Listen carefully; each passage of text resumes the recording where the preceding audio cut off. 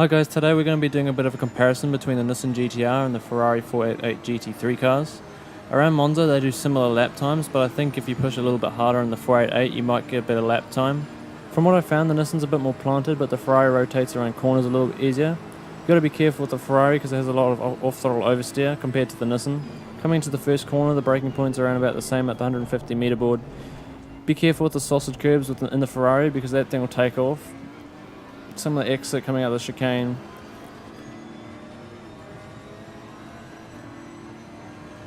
Now the Ferrari's quite light, so like I said, it's a bit more nimble around the corners, but with any bumps that thing suffers, so you got to be careful.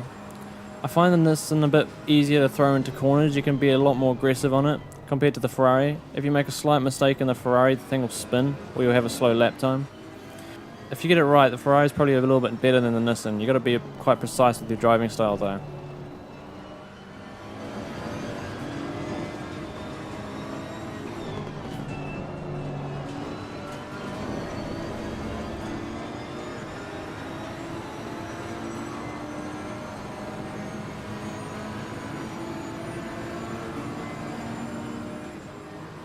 Coming into Ascari, the Nissan's quite nice. It just goes right over the curbing nicely.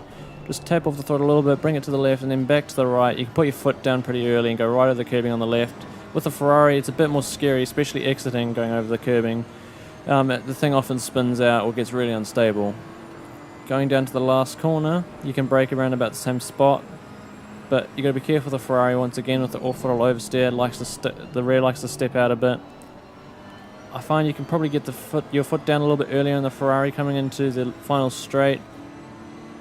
But if you drive a bit more precisely, you can get the Ferrari to go a little bit quicker in my opinion. If you're just starting out, I'd recommend to go for the Nissan in this situation, but if you're a bit more experienced and looking for a challenge, I'd suggest going for the Ferrari. It'll take a bit of practice, but you can get it to go quite fast. The lap time I do with both these cars here is a 147.8, which is pretty quick. They can both be improved both times, but I do think I can get a little bit more out of the Ferrari than I can with the Nissan. The Nissan feels a lot safer to drive, and I could probably drive that car a lot faster for a lot longer than the Ferrari just because of the drivability of it. The Ferrari gets a bit scary, especially, like I said, going over bumps, so it's a bit hard and you have to be quite precise with it. When it comes to tighter tracks, the Ferrari might stand out even more because of its maneuverability, but in the end it's up to you and your driving style which car you choose. I hope you enjoyed this week comparison between the two cars. Make sure to let us know in the comments what else you want to see. Make sure to subscribe and turn on the notifications because when the full release of ACC comes out, we'll be making plenty of content then. So look out for that and we'll see you next time.